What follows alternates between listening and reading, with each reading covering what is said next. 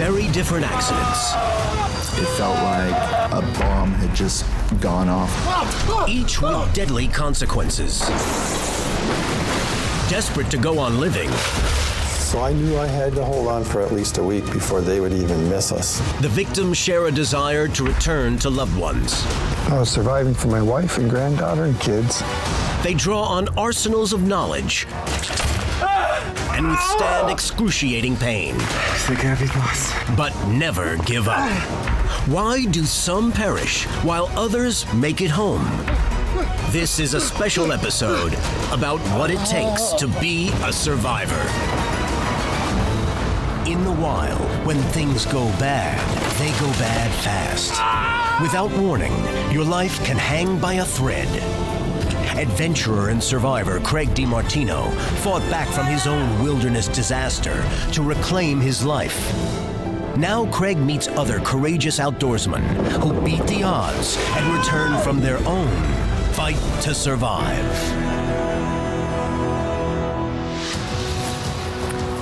Hi, I'm Craig DeMartino.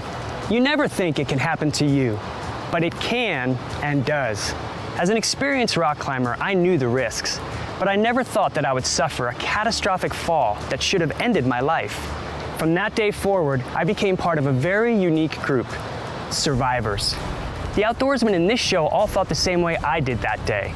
But like me, something unexpected happened to them, and they were suddenly thrust into harm's way.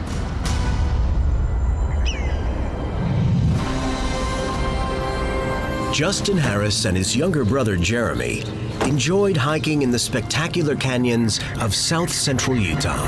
For this trip, they chose Baptist Draw and the mouth of Chute Canyon. Go down around there. Early on a Saturday morning in November of 2003, they rappelled down to the canyon floor Whoa, you all right, buddy? Yep, I'm good. and began hiking along a narrow chute filled with boulders and sudden drops. How's it look? It's not easy hiking at all. It's very difficult and tough to scramble through those areas. The temperature was dropping fast, and they knew they needed to be out by nightfall. They began to rush. We came to another drop. This one was probably 25 feet. What do you think? Should we drop a line? No, we don't got time. We got to down climb. Come on. So I took the lead and climbed up over the top.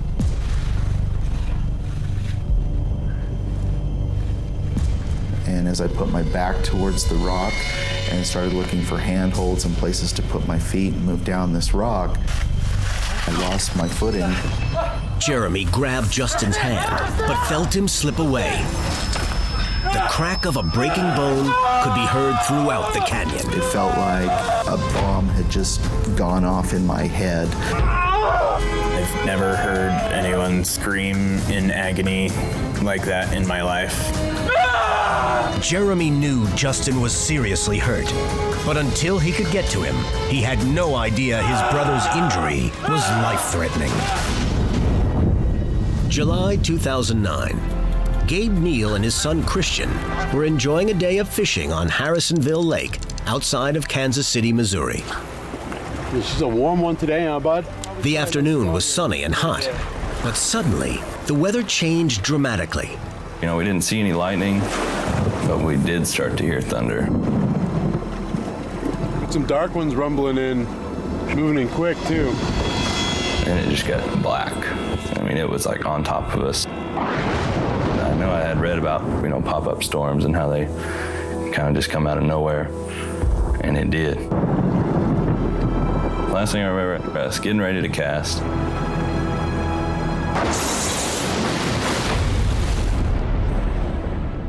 And then nothing. I don't know, it was just black. In September of 2013, Adrian Knops was on a hunting trip in the Misty Fjords region of southern Alaska with his best friend, Garrett Hagen. Well, Garrett, this is just paradise in here. It's beautiful. It is wonderful. 3 days into their 10-day trip, Garrett shot a bear. That's a bear. See you in a bit. They decided that Garrett would haul the heavy bear meat out to their boat in the small skiff and then return for Adrian. I waited. Throughout the next half an hour, I kept scoping out the boat, trying to spot something.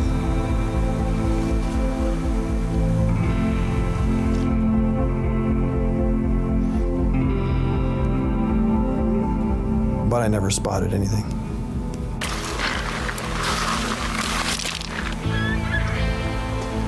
After about an hour, I knew he had died. As the tide came in, the water rose, creating channels of deep water.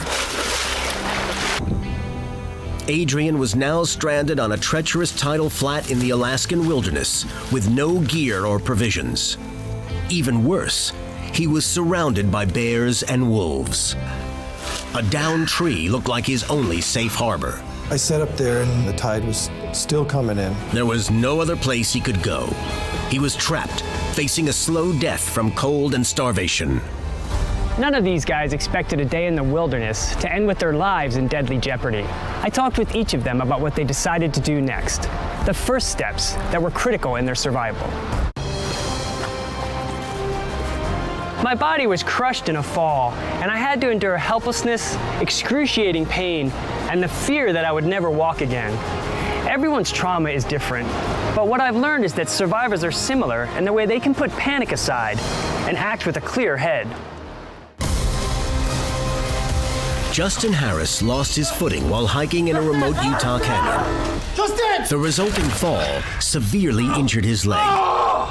His brother Jeremy realized immediately that he had to control Justin's panic and calm his brother down. You know he's broken it. Oh yeah, he's screaming in agony. I've never heard anyone wail like that. He's just screaming and screaming and screaming. And so I just asked him, do you really believe in God? And he said, yeah, I do. I said, will you say a prayer then? And he said a prayer. Please protect my brother. Not myself. For some reason, everything kind of calmed down. Right. And then I climbed down. Talk to me, brother. It's broken. I felt it snap. Okay, I'm gonna look, okay? Yeah. And we kind of assessed the situation. Jeremy pulled up Justin's pant leg. How's that look? It's pretty swollen, man. His left shin bone had multiple breaks and was rapidly swelling up. You're gonna have to sit tight. What neither brother knew was that the swelling was a sign of internal bleeding, which was life-threatening. Can you carry me out? There's no way I can carry you out of here. What are we gonna do? They weighed their options and charted the only logical course. Still light out. I'll climb through, I'll get help, and I'll bring help back. We made the decision that I was going to leave him and go get help. Think happy thoughts, and you'll be fine. In my mind, you may never see each other again. That was a real possibility. Yeah.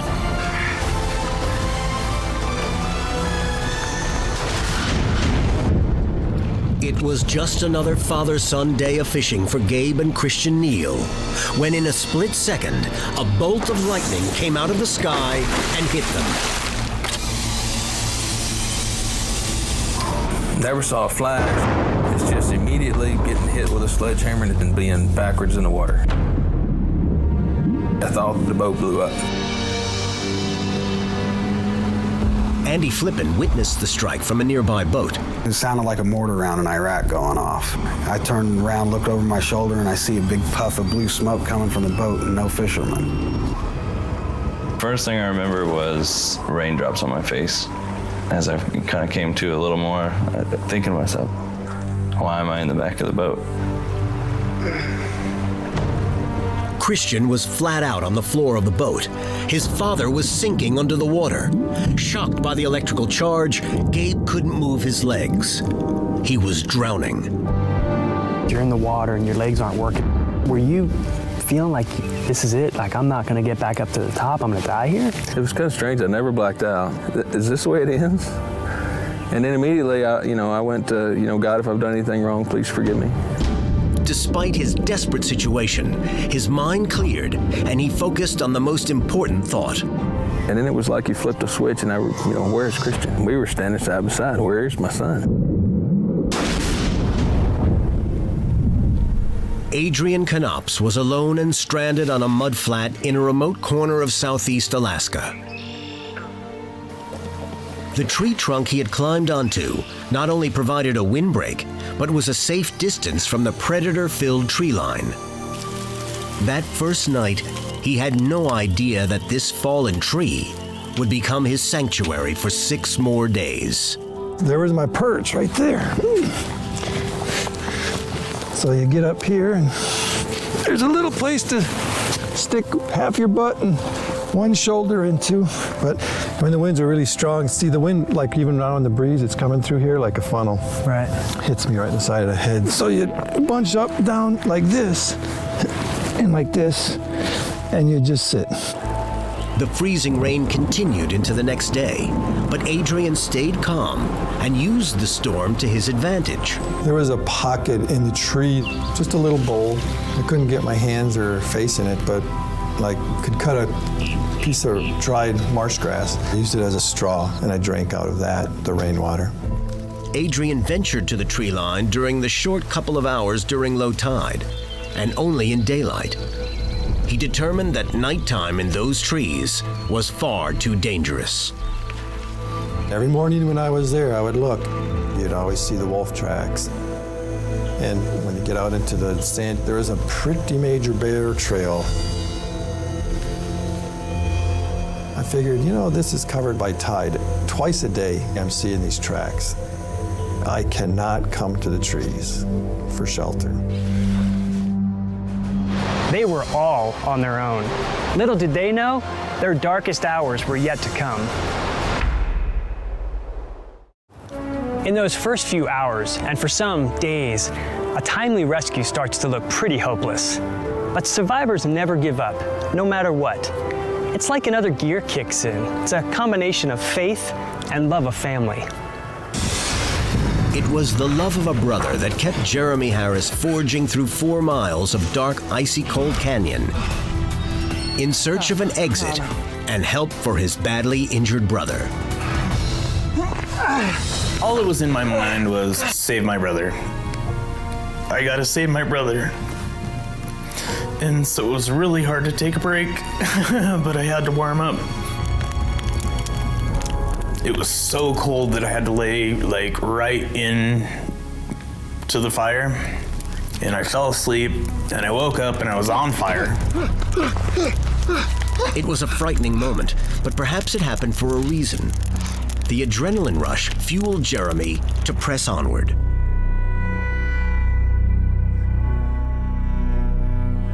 Justin Harris made it through the long, cold night. Sunday morning brought warmer temperatures and a bit of relief. But as the hours went by, hope for a prompt rescue faded. About the middle of the day, it started getting colder again. That's when I started to think about Jeremy, and I started to wonder if maybe he had had an accident or if he had died that night in the canyon.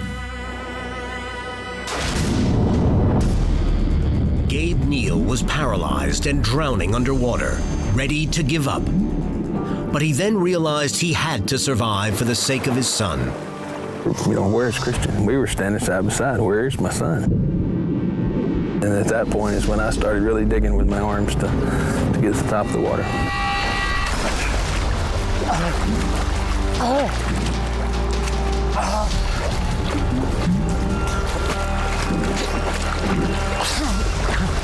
The trolling motor was still pushing the boat toward shore. Gabe couldn't pull himself on board. And when I looked over the gunwale of the boat, Christian was still smoking. And that was, it was pretty hard moment.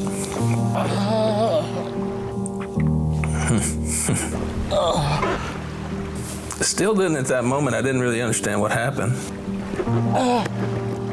I mean, why is he smoking? I heard him grunt, and the grunt probably was the best sound a dad could hear. Adrian Knops had held on to a fallen tree for 5 days in the worst weather imaginable. It was like there was a wall, and it was 5-mile-an-hour wind turned into a 70-mile-an-hour wind, like that. Whoa, your clothes are just fluttering back. I was semi-hypothermic. I was like, man, I may not get out of here. But Adrian was driven by his desire to live and to be able to tell his family, and especially Garrett's, what had happened to him. I was I was surviving for my wife and granddaughter and kids, to make sure that the families knew the right story, and make sure that if I died right here, God would look at me and be happy. So in the middle of the vicious storm, thinking Thursday night might be his last, Adrian worked out a way to leave behind a record of their ordeal. I took one of Garrett's guns, and I took my hunting knife. I proceeded to carve a message into the gun. In essence, it said that Garrett was from Craig, Alaska, and he died on September 15th, 2013, taking his big bear to the boat. I thought that would give him the story of what happened of our hunt and how he died. And then I said, Adrian Knops, stuck on tidal flat, cold, wet, no food. I had it high up so that people searching a rescue, passing boaters, maybe would see this gun, even if it's 3 years from now. It was like I put a message in a bottle and threw it into the river. You know, it was just, there's hope right there. For the love of life, for the love of family, and for the love of God, these men put up the fight of their lives to get back home. When we returned, the final hours. Whether they had survived a day or over a week, these men pushed their minds, bodies, and hearts to the very limit. Their rescue and return to their families were both joyous and bittersweet. Justin Harris's long nightmare ended. Oh, I see him. When rescuers found him and lifted him 500 feet up from the canyon floor. He was only rescued because his younger brother Jeremy never gave up, trying to find his way out of a maze of canyon pour-offs while fighting off hypothermia. After I got to the hospital, I was able to see Jeremy. It was pretty amazing to look in his eyes and tell him thank you. I'm serious. Thank you for fighting. Thank you for staying alive. Thank you for doing everything that you had to do and go through to get out of there, and for not giving up. Jeremy had saved Justin, but the doctors couldn't save Justin's leg. We got to the point where there was no blood flow anymore. Yeah. And it was obvious that the leg was deteriorating fast. I did some real soul searching, and as a husband, as a provider, as a father, and I realized that all the things that matter weren't going to change. I'm still here. It's not Justin. I'd give the other one to stay alive. Right. It's just amazing to have that second chance and still be here. Adrian Knopp's best friend had perished, and Adrian was barely clinging to his own life through 6 days of torrid rainstorms. Throughout his ordeal, prayer gave him some comfort. What would be when you felt like, I'm at the bottom, this is it? It'd have to be Sunday morning. I was ready to collapse. Right. I'm sure looking back, it was sleep deprivation, you know, a whole week with only a few hours of sleep. And I was like, you know, this is probably your last morning. Said my last prayer. That's the last thing I remember. What's your next memory? The noise of a helicopter. Right there, over the top of that river, there's a Coast Guard helicopter. And I'm like, oh, thank you. And I'm looking at it, and they can't see me. After a long week of much prayer, Adrian had one more message for God to hear. I could tell they were leaving. I said, now's your opportunity. Just turn your head. Turn your head. Just make him turn his head. The pilots were calling out that we were going to move on to our next search area. I just kind of happened to turn my head over my left shoulder one last time. Just happened to see something that didn't seem natural. I realized that, oh, that's not a tree, that's a survivor. All of a sudden, that chopper just stops on a dime.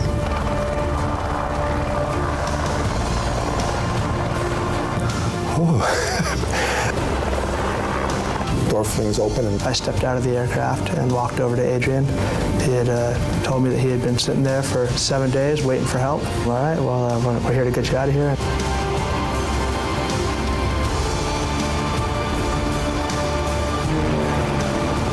It was the most fantastic helicopter ride I've ever had. Gabe Neal kept going under like a lead weight. But I didn't have enough strength to hold on to the boat. Just total weakness at that point. Went under a couple times and then just couldn't hold on anymore.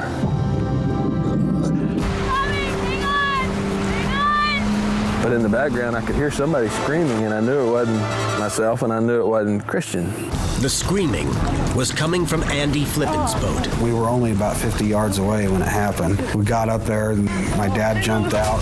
My girlfriend's screaming her head off, scared. I got her on the phone to 911, got out of our boat and into their boat.